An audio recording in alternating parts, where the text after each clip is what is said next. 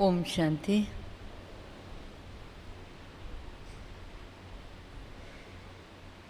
आज की ये सांध्यकालीन बेला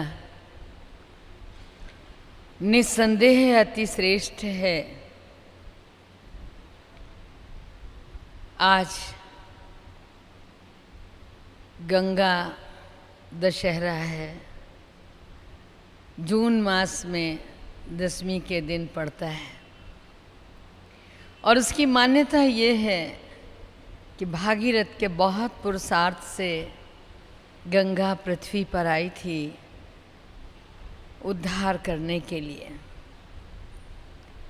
कितना न धन्यवाद दें बाबा को और कार्यक्रम की रचयिता आदरणीय मुन्नी बहन को कि उन्होंने आज के दिन इतनी सारी गंगाओं को इस शांतिवन की धरनी पर उतार दिया है ना। खुशी का दिन कि इतनी सारी माताएं और हमारी कन्याएं बहनें जो आई हुई हैं, एक एक अपने आप में गंगा है। और आज सागर के कंठे पर बाबा से मिलन मनाने आई हुई है। तो केवल केवल केवल मन में सम्मान का भाव कि हम सम्मान के लिए आए हैं। कितने लोग सम्मान के लिए आए हैं? हाथ उठाएंगे। वाह, ये तो लग रहा है सारे ही। अच्छा, नीचे कर लीजिए। इसमें से भट्टी के लिए कितने आए? क्यों भाई? अरे सम्मान और भट्टी साथ साथ है नहीं? जिनका सम्मान है उनकी भट्टी भी है। सम्मानित तो आप स्वयमेव हैं। जिस दिन भगवान ने आपको चुना उसी दिन आपका सम्मान हो गया था। हाँ? ये जो यहाँ सम्मान है स्थूल रूप से, ये उसका प्रतीक है। वास्तव में आत्मा को जो प्यास होती है वो अपने अंदर अपने आप को संपन्न करने की। हम भट्टी में क्यों आते हैं? इसीलिए आते हैं ना। यहाँ बहुत सुंदर सुंदर हमारी वरिष्ठ दीदियों की, विदुषी बहनों की आपको क्लास मिलेगी। लेकिन उस क्लास से भी पहले हमारा पात्र परिमार्जित होना चाहिए। ये जो मन और बुद्धि का पात्र है, जितना स्वच्छ, जितना साफ होगा, जितना क्या कहें शुद्ध होगा, मजा हुआ होगा, उतना ही उस पात्र में जो कुछ हमारी दादियाँ दीदियाँ रखेंगी वो समाता चला जाएगा, धारण होता चला जाएगा। मैंने गंगा की बात इसलिए की कि गंगा के तट पर रहती हूँ, और एक गंगा नहीं, त्रिवेणी के तट पर रहती हूँ। बाबा ने मुझे जो सेवा क्षेत्र दिया है, ये मेरा संगम युग पे बहुत बड़ा सौभाग्य है कि संगम युग पर संगम को बाबा ने मेरी कर्मभूमि बनाया। और आदि में हमारी परम आदरणीय दादियों ने बाबा की सेवा वहाँ से शुरू की थी। बहुत खुशी होती है। बाबा ने हम बच्चों को एक वरदान दिया।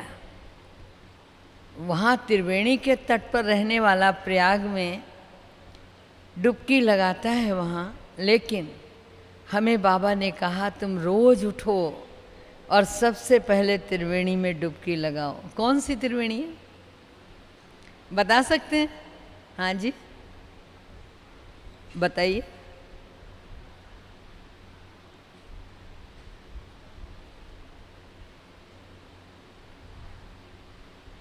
बाबा ने जो हमें त्रिवेणी बताई है, वाह रे बाबा, वाह रे ड्रामा, वाह रे मैं। बाबा ने गंगा, यमुना और सरस्वती की त्रिवेणी नहीं, बाबा ने बताई वाह रे बाबा। जैसे ही नेत्र खुले अमृत बेले आप उठते हैं तो आपके मुख में सबसे पहले आना चाहिए वाह रे बाबा। कितना न धन्यवाद करूं, आप सब भारतवर्ष के कोने कोने से यहाँ पधारे, कितना न जिगर से धन्यवाद करें कि बाबा ने आपके शहर में, आपके नगर में, आपकी कॉलोनी में, आपके मोहल्ले में आपको ही चुना पर्टिकुलर। किसी और को भी तो चुन सकता था, हाँ, लेकिन आपको चुना। वाह रे बाबा, तेरा कितना ना शुक्रिया कि तूने मुझ आत्मा को चुना। हर जगह ये बात कही गई है, हम अगर उसे तलाशते तो सारी उम्र लग जाती उसे तलाशने में, लेकिन हम उसे नहीं खोज पाते। लेकिन उसने हमें खोज लिया और सबसे बड़ा सौभाग्य दिया कि तुम कोटों में कोई और कोई में कोई हो, तुम अपने आप में अद्भुत हो। तो ऐसे बाबा को सुबह सुबह उठ करके हम शुक्रिया करें, वाह रे बाबा, तूने हमें कहाँ से कहाँ पहुँचा दिया। और जब हम कहते हैं वाह रे बाबा तो पीछे से याद आता है वाह रे ड्रामा, मेरा भाग्य, मेरा पार्ट कितना ऊंचा था। अरे किसी राजा की गोद मिलती तो भी इतना आनंद नहीं आता, मुझे तो भगवान की गोद मिली। क्या नसीब है, क्या मेरा ड्रामा में पार्ट है। और वाह रे मैं होवनहार, विश्व महाराजन, भगवान कहता मैं आया ही अपनी गोपियों के लिए हूँ। तो ऐसी गोपियों को, ऐसी मातृशक्ति को, ऐसी कुमारियों को नमन भी, वंदन भी। मुझे कहा गया कि मैं अमृत बेले का महत्व, वरदानों से भगवान झोली भरता है, क्योंकि यहाँ जो भी पधारे हैं उन्हें ज्ञान में चलते चलते 15-20 साल तो हो ही गए ना।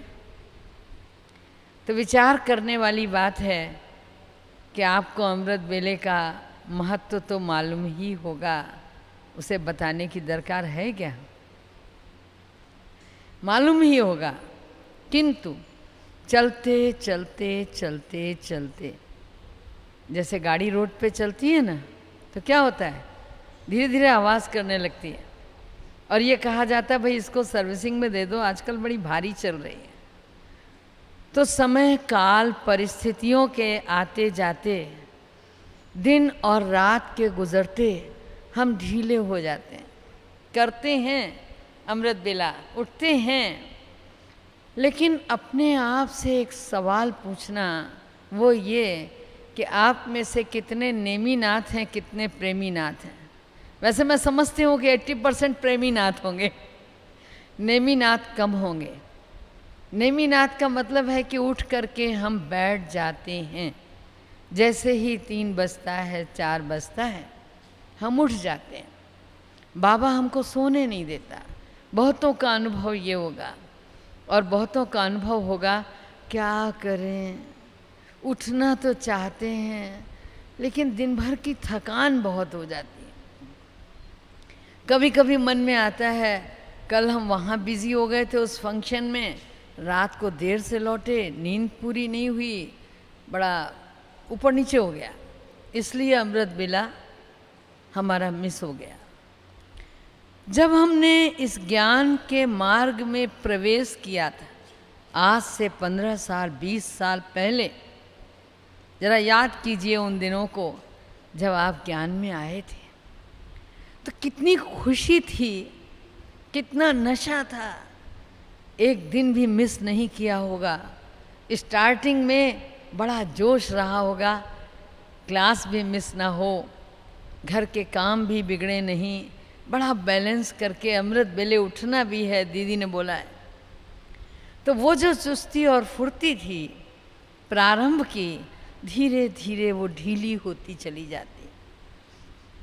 भगवान हमारी वरदानों से झोली भरता है। हम सब जानते हैं कि अमृत बेला ही सारे दिन का आधार है। अमृत बेला ही हमारी अवस्था का आधार है। बहुत बार बहुत अच्छी मुरली लगती है, बाबा के महावाक्य सुनते हैं, दिल खुश हो जाता है, ये तो होना ही चाहिए। लेकिन वो कब होगा? जब हमारी नींव मजबूत होगी। और नींव कब मजबूत होगी?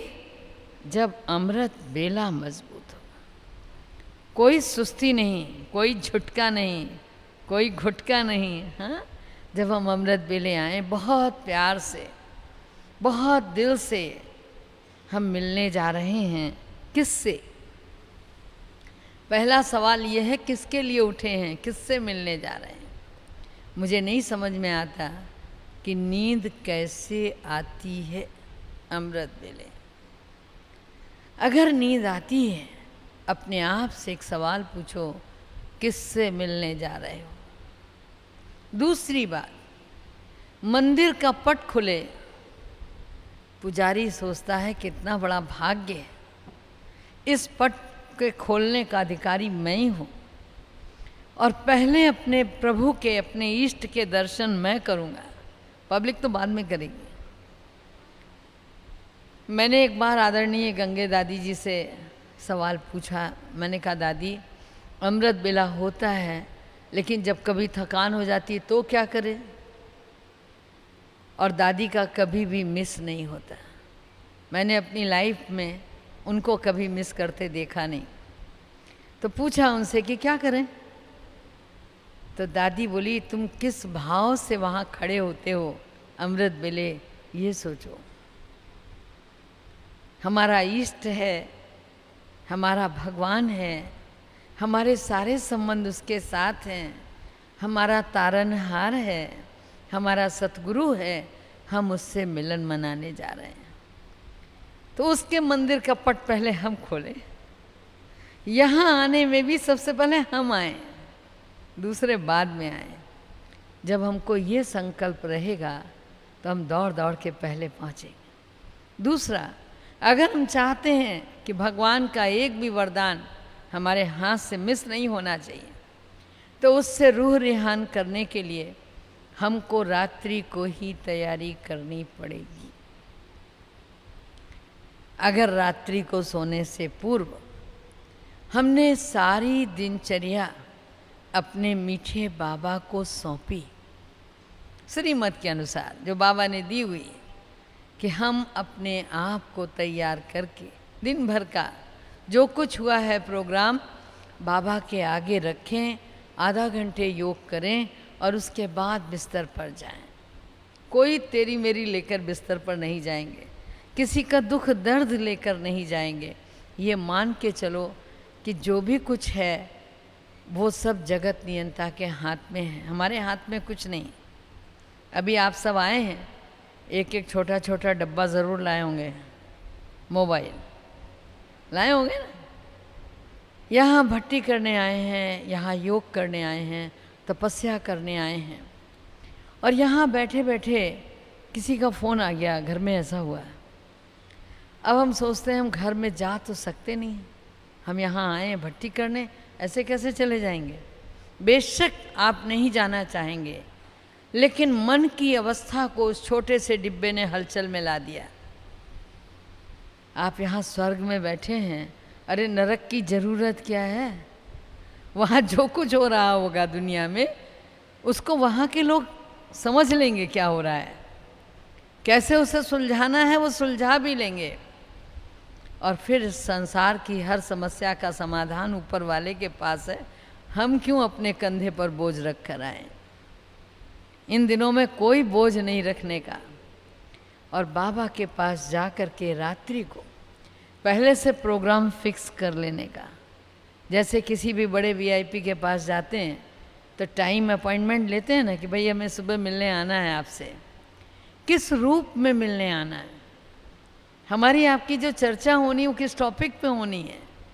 तो रात्रि को ही अगर हमने बाबा के साथ एक महावाक्य बाबा के, एक संबंध बाबा का निर्धारित कर लिया, निश्चित कर लिया कि कल बाबा के साथ मुझे एक मित्र की तरह मिलना है, तो वो मैत्री भाव मेरे मन के अंदर हो, और एक अच्छा मित्र कितना वफादार होता है, एक अच्छा मित्र किस तरह हर कदम पर सहयोगी होता है, एक अच्छा मित्र किस तरह कुर्बान जाने वाला होता है, एक अच्छा मित्र किस तरह से शुभ भावना शुभकामना से भरा होता है।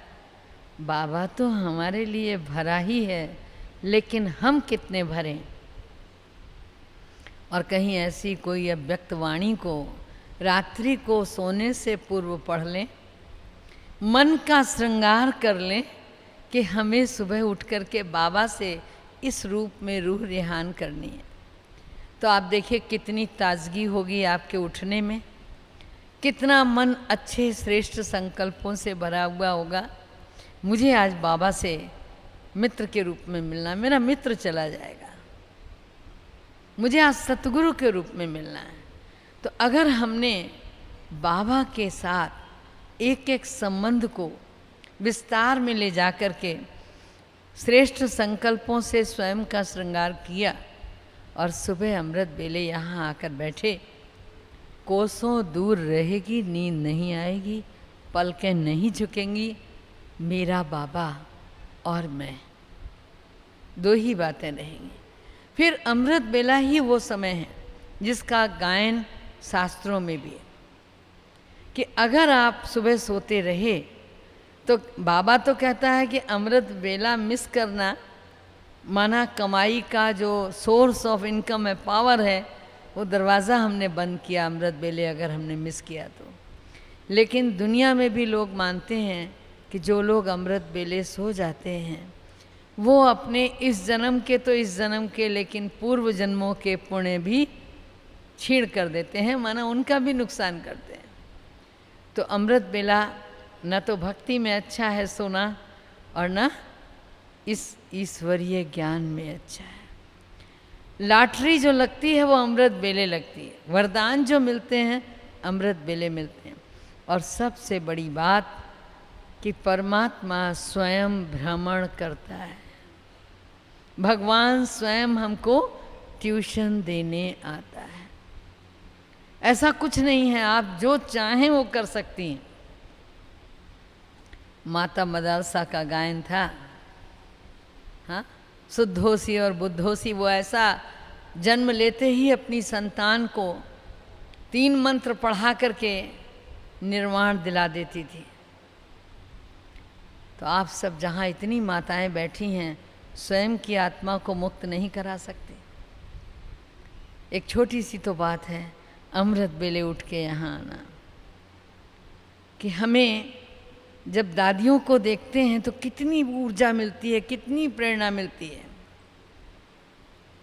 हम जब बड़े गर्व से बाहर दुनिया को बताते हैं कि हमारी आदरणीय दादी इतनी आयु की हो गई, किंतु अमृत बेला कभी मिस नहीं करती, कभी मिस नहीं करती। अगर यहाँ आओ मधुबन में और थोड़ी थकान हो कि कल जाएंगे, आज तो आए ही हैं, सब जानते सफ़र करके आए हैं, लेकिन वहीं अगर कहीं कोई मेमोरी में एक स्विच ऑन हो गया कि दादी पहुंच गई होंगी, तो उसके बाद लेटे रह सकते हैं। उसके बाद लगेगा इतनी बड़ी दादी पहुंच गई और हम बिस्तर पर ही हैं। तो जब हम इन तपस्विनी दादियों को देखते हैं और ये लगता है कि नहीं हमको भी पहुंचना चाहिए, दादी पहुंच गई होंगी, उनकी इतनी तपोनिष्ठ दृष्टि हमें मिलेगी, तो सोचो भगवान भी तो पहुंच गया होगा। उस भगवान से जो वरदान मिलने हैं वो सुबह सुबह ही मिलने हैं। और सुबह अगर हमें भरपूर खजाना मिल गया तो सारा दिन उस आनंद में डूबे रहेंगे। उस आनंद के बाद फिर किसी और आनंद की ज़रूरत नहीं। तो अमृत बेले भगवान हमारी वरदानों से स्वयं झोली भरने आता है। अमृत बेला ही है जब हमारी समस्त समस्याओं का समाधान बाबा हमें देता है। जिन बातों के लिए दिन भर परेशान होते हैं, दिन भर संकल्पों के उहापोह मन में मचलते हैं, करें कि ना करें, क्या होगा, कैसे होगा, बाबा के आगे रख दो। वो करन करावन हार आकर के हल दे देगा। तो घर में कुछ भी होता हो, यहाँ तो कुछ होने वाला नहीं है। हाँ, यहाँ आपको भोजन की भी फिक्र नहीं करनी है, यहाँ आपको आवास की फिक्र भी नहीं करनी है, सब मिला हुआ है बाबा के घर में। आपको सुबह सुबह आकर के केवल अपनी झोली वरदानों से भरनी। यहाँ जितना खजाना लूट सको वो लूटना है।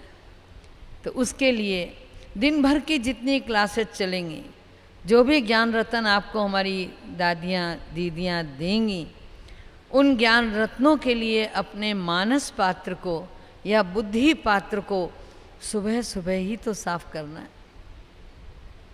जितना अच्छी तरह अमृत बेला करके हम उस पात्र को स्वच्छ कर लेंगे, उसके बाद जो भी डाला जाएगा वो बहुत अच्छे से समाता चला जाएगा।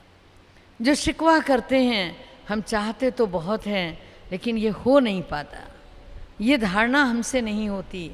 अगर हमें कोई धारणा करनी ही है तो रात्रि को इस मन को संकल्प दो, अगर तुम्हें कुछ बनना है तो सुबह जाओ। कल दुनिया में लोग कहते हैं साहब एकादशी है, अरे व्रत रखो स्वर्ग के द्वार खुले। कल एकादशी है, आज अगर दशहरा है, विजया उसका प्रोग्राम है, गंगा दशहरे का, तो कल एकादशी है। बहुत भोजन करने वाले, बहुत भोजन करने वाले। भीम ने जब सुना कि ये इसके दिन व्रत करना जरूरी, बोला मेरे बस का राग नहीं है, मैं एक पल बिना खाए नहीं रह सकता, 1 घंटे नहीं रह सकता। बोला नहीं रह सकते तो कोई हर्जा नहीं है, फिर नरक का दरवाज़ा तो तुम्हारे लिए खुला ही है। बोला नहीं, ये तो गड़बड़ बात है, नरक में भी नहीं जाऊंगा। बोला फिर क्या करोगे, व्रत तो रखना ही पड़ेगा। तो भक्ति में व्रत का बहुत महत्व है और आप लोगों ने भी बहुत किए होंगे। कितना धन्यवाद है उस मीठे बाबा को जिसने हमें कोई ऐसा व्रत नहीं करवाया। करवाया कोई व्रत ऐसा? बाबा ने हमें कोई व्रत नहीं करवाया। जो भी व्रत करवाए हैं वो बहुत अच्छे, बड़े मधुर, जीवन भर के लिए करवाए हैं। तो बाबा ने जो हमें बनाया कि हमारी दशा सदैव एक जैसी रहे, हमारी सदैव चढ़ती कला रहे, तो उस चढ़ती कला का भी आधार वो अमृत बेला है। माताएं शक्ति स्वरूप हैं। 2-2 बार माताओं की वंदना और पूजा हो जाती है नवरात्रि में। कन्याएं बैठी हैं, वो कहेंगे हम कहाँ गए, हाँ साक्षात दुर्गा तो हम ही हैं। तो जो साक्षात्कार कराने के निमित्त आत्माएं हैं, उनका अगर सुबह सुबह का वो साक्षात्कार स्वरूप ऊर्जा से नहीं भरेगा तो दिन भर बांटेंगे क्या? जब पाएंगे तब न बांटेंगे। तो पाने के लिए तो आना ही पड़ेगा। और हम जानते हैं कि माताएं बहुत प्यार से आती हैं। अभी तो संख्या 6000 है, 10,000 थी तो भी माताएं यहाँ पहुँचती थी अमृत बेले। तो हम आए हैं, जो भी समय इस संगम युग का हमारी झोली में है, उस समय को सफल करके अपनी झोली वरदानों से भर करके हमको जाना है। तो अमृत बेले का महत्व स्मृति में रखें, बुद्धि में रखें। अगर ये मिस हुआ तो सारे दिन लाख हम यहाँ बैठे रहें, लाख हम सुनते रहें, देखते रहें, लेकिन उस ज्ञान का वो आनंद नहीं आएगा जो अमृत बेला करने के बाद आएगा। बाबा हमको कहता है तुम ही साक्षात्कार मूर्त हो। मैंने ऐसी माताओं को भी देखा है कि जब वो बांधेली होती थी, बहुत परेशान होती थी, तो अपने स्वरूप को एकदम सामने ले आती थी कि मैं खुद दुर्गा हूँ। तो परेशान करने वालों को उन्हीं में से दुर्गा का साक्षात्कार होता था। परेशान करने वाले उन्हीं के चरण छूते थे, गलती हो गई है, माफ़ कर दो, क्षमा कर दो। लेकिन वो तभी संभव है जब योग की इतनी ऊर्जा हो। कुर्बानी भी वो जज्बा लाती है, लेकिन वो कुर्बानी का जज्बा सुबह अमृत बेले में ही आता है। बाबा पर बलिहार जाने का अगर हमारे अंदर भाव है तो वो भी हमें अमृत बेले यहाँ खींच के ले आता है। तो जब हम इस अमृत बेले को याद रखेंगे कि संगम युग पर जहाँ एक का पदम गुणा हम आत्माओं को मिल रहा है और भगवान स्वयं देने आया। अभी हम लोग ऊपर भट्टी कर रहे थे तो रह रह के मुझे एक ही बात याद आ रही थी। भक्ति में बहुत सारी कहानियाँ हैं कि सायंकाल जो निष्ठा का समय होता है उस समय कहते हैं शंकर और पार्वती भ्रमण कर रहे थे। बहुत अच्छे शहर से गुजरे, बड़े हवेली वालों से, और साधु वेश में थे। आवाज़ लगाई कोई कुछ दे दे, किसी ने दरवाज़ा नहीं खोला।